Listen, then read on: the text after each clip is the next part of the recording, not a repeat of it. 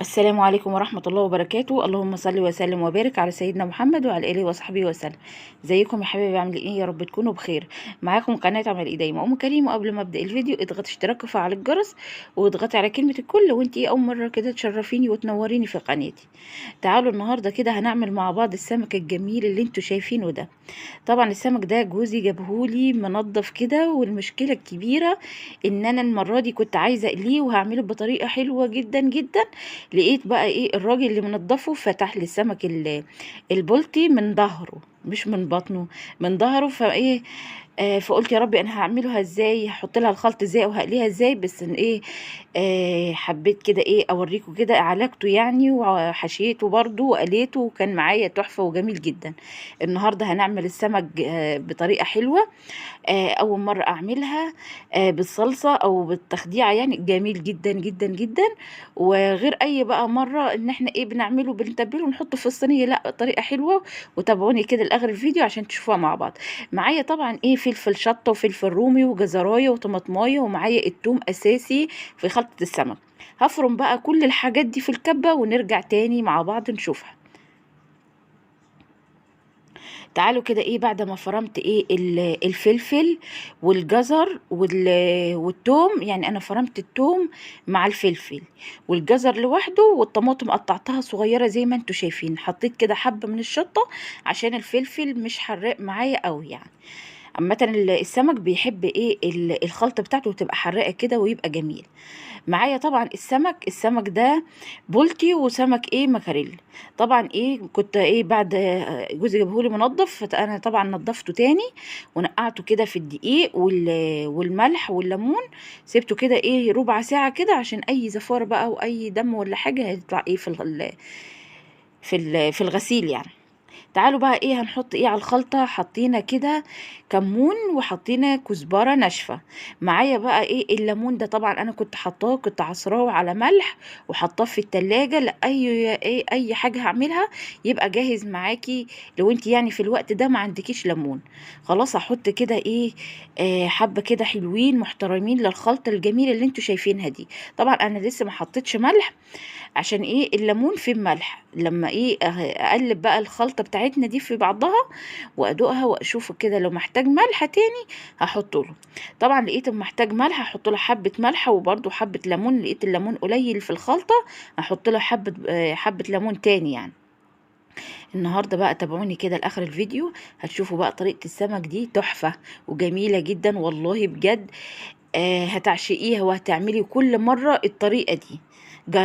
يعني خليكم معايا كده لاخر الفيديو، ولو وصلتي لهنا حطي لايك كده للفيديو الجميل ده. وهتلاقوا بقى الخلطة جميلة، قصدي الوصفة جميلة وطريقة السمك تحفة وجميلة جدا جدا. حطيت كده ايه حبة من الليمون وحطيت كده حبة من الملح عشان ايه نظبط بقى ايه الخلطة بتاعتنا. عامة السمك عايز الخلطة تبقى حايقة كده وتبقى مالحة كده وحلوة عشان السمك يبقى حلو معاكي. طبعا ايه السمك بصوا بقول لكم يعني ان هي السمك البلطي مفتوح كده من ظهره مش من بطنه. فايه يعني انا بحاول كده احط الخلط كده اتبلها. يعني انا عامله فتحه كده في الايه في الحته اللي فيها لحم كتير عشان ادخل الخلط جوه منها، عشان ايه احاول اخلي السمكه تبقى حقيقه كده من جوه ويبقى فيها خلط كده وجميل. هتقولي يا ام كريم طب الخلطه دي هتطلع معاكي في الزيت؟ هتشوفوها دلوقتي مش هتطلع معايا وهتبقى تحفه وجميل جدا جدا. وهتقولوا لي بقى يا ام كريم طب ازاي انت هتقليه وازاي هتعمليه في صينيه بالصلصه والحاجات دي؟ لا هي دي الطريقه اللي انا هقول لكم عليها. جميل جدا وحلو جدا جدا جدا. طبعا بايدينا كده، ولازم تتبلي السمكه كده عشان تدخلي بقى في كل حته كده الخلطه الجميله. شايفين الخلطه شكلها عامل ازاي في السمكه؟ والله يعني هي بتفتح النفس من قبل ما نقليه كمان. تعالوا كده ايه تبلت السمك كله ومعايا بقى الدقيق. لازم بايديك الاتنين كده تتبلي السمكة. يعني بصوا هي السمكة مفتوحة مفتوحة عكس يعني، فلازم الدقيق ده اللي هيقفل بقى الفتحات دي وانتي بتقلي عشان الخلطة مش هتطلع معاكي في الزيت. لازم تتبلي السمكة كويس جدا وتدوسي عليها كده وتنفضي الدقيق وتتبليها كويس جدا جدا عشان الخلطة ما تطلعش منك او السمكة ما تتفتحش منك في الزيت زي ما انتوا هتشوفوا دلوقتي معايا وهو في الزيت بيتقلي يعني. بصوا يعني انا بتبل كده بايدي الاتنين، عشان بقفل كده الفتحات بتاعت السمكة وايه، وانفض منها الدقيق واضغط عليها عشان ما تتفتحش معايا في الزيت، ولا الخلط الحلوة اللي انتوا شفتوها معايا دلوقتي اللي انا عاملاها للسمك تطلع معانا في الزيت كمان. هتشوفوا دلوقتي مش هيطلع اي حاجة، وهيبقى جميل وعالجت الموضوع، يعني عالجت السمكة يعني عشان هي مفتوحة كده، يعني مفتوحة يعني عكس، مفتوحة من ظهرها. فحبيت ايه كده ايه اعالج الموضوع او اعالج السمكة عشان ايه مفيش حاجة تطلع منها خالص في الزيت. تعالوا بصوا بعد ما حطيت كده السمك في الزيت، شايفين ما تفتحش مني والخلطة موجودة فيه. وهتشوفوه كده معايا بعد ما هياخد لون يعني، وهنقلبه كده على الناحية التانية. حلو جدا جدا جدا. وهتشوفوا كمان والله بجد كان طعمه فظيع. بصوا كده بعد ما قلبته كده على الناحية التانية، شايفين؟ بصوا يعني هو مقفول، الدقيق قفل الفتحات بتاعت السمكة، شايفين؟ الدقيق ده لما تضغطي عليه تضغطي عليه وانتي بتتبليه، عمره ما هيطلع معاك الخلطة في الايه في الزيت. وكمان في ناس بتحط نشا كده على الدقيق، بتخلط النشا في الدقيق عشان بيقولوا ده ما يشربش زيت ويبقى ناشف. لا، انا جربت الطريقه دي بصراحه. السمك بيطلع عادي طري، هو بيبقى ناشف اول ما تطلعيه، بس حبه كده هتلاقيه طري طري معاكي يعني. فالدقيق لوحده حلو جدا. وشايفين الخلطه ما طلعتش معايا. بصوا يعني السمك البلطي اللي يعني الراجل فتحولي فتحه، يعني انا ما كنتش عايزاها، بس شايفين الدقيق خلاه ما اتفتحش معايا، وحلو جدا، والخلطة موجودة زي ما هي في السمكة يعني. تعالوا اتبل معاكم كمان ايه حبة تاني. شايفين يعني بايديك الاتنين كده تبلي السمكة ونفضيها من الدقيق. بصوا الفتحات كده، الفتحة اللي ايه فيها الفتحة بتاعت السمكة برضو تبليها كويس جدا في الدقيق، عشان الدقيق ده لما تحطيه في الزيت ويحمر معاكي هيقفل ايه الفتحة بتاعت الايه السمكة. ومش هيخلي التتبيلة تخرج معاكي، هيبقى مقفول كده وتبقى الحتة على بعضها، وهيبقى تحفة وجميل جدا. اهو زي ما انتوا شايفين كده. يعني انا بتبل والطاسة جنبي، يعني بتبل واحط كده ايه في الزيت. شايفين سمك المكاريل ده انا كنت طالباه ليا انا، فايه كان حلو يعني وكان جميل. وبصراحة الخلطة اللي انا عملتها للسمك ده كانت تحفة وجميل جدا جدا. جربوها ان شاء الله تعجبكم، والله العظيم كان حلو جدا يعني. جربوها. طريقة حلوة، وده عن بقى ايه اللي احنا كنا متعودين عليها، ان احنا نتبل السمكة او السمك يعني، ونحطه في الصينية ونحط عليه بقى الخلطة بتاعته والدنيا دي. لا الطريقة دي حلوة. شايفين؟ تعالوا بصوا بقى، شايفين جمال السمك عامل ازاي؟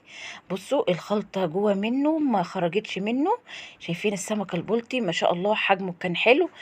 والسمك المكريل اللي كان جميل برضو حلو جدا جدا. شايفين؟ بصوا شايفين لونه عامل ازاي؟ واخد لون حلو جدا.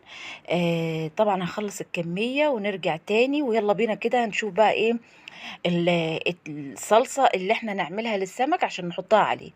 جبت كده حبة زيت في الطاسة، وجبت كده حبة توم مع فلفل، الخلطة اللي احنا كنا عاملينها للسمك يعني.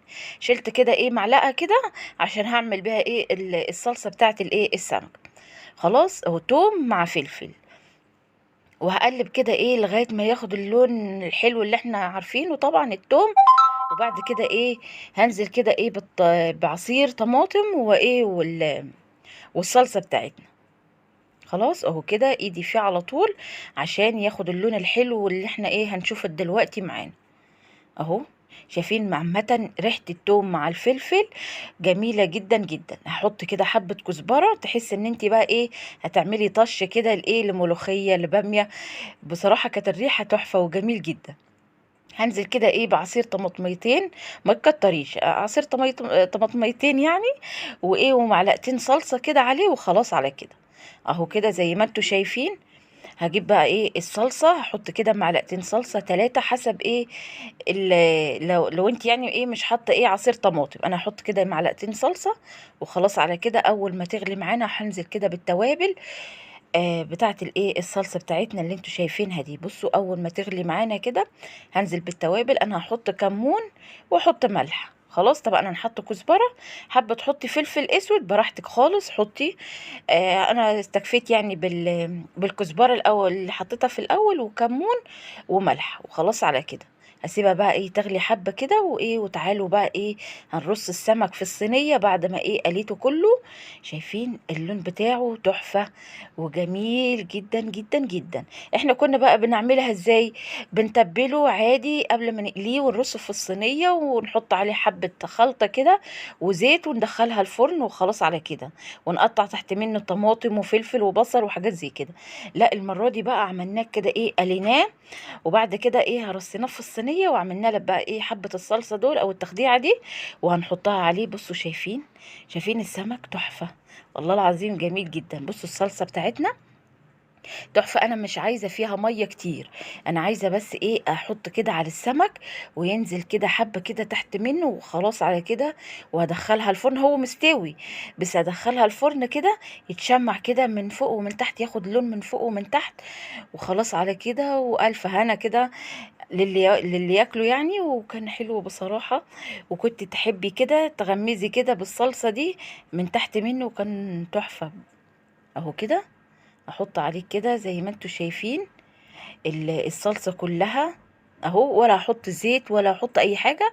انا استكفيت بالزيت اللي احنا ايه حطيناه في كده في الايه في الصلصة في الاول يعني.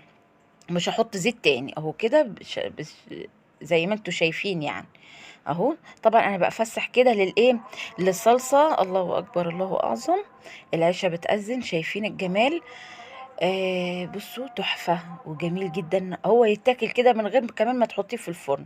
هدخلها الفرن كده ونشوفك كده وهو في الفرن. بصوا بصراحة كان تحفة. شايفين بصوا عامل ازاي، يعني انا عايزة ياخد لون من فوق ومن تحت كده وخلاص على كده. شايفين بصوا الجمال؟ كان حلو جدا جدا. جربوه على طريقتي والله بجد كان طعمه فظيع فظيع فظيع. اهو كده خلاص انا هسيبه كده 5 دقايق او 5 دقايق وهطلعه من الفرن وهنشوفه كده بعد ايه ما طلعناه من الفرن. زي ما انتوا شايفين كده خلاص اخد اللون كده من فوق. بصوا الجمال؟ شايفين مستوي كده وحلو كده وكان فظيع بصراحة. جربوا الطريقة دي بجد هتعجبكم جدا جدا.